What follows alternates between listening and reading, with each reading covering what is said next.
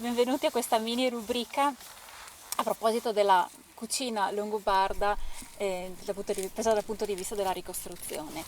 Nel nostro approccio in particolare per quanto riguarda la didattica, noi riscontriamo il problema del contenuto dei ricettari a noi prevenuti, per esempio Antimo o Apiccio, perché sono ricettari di corte.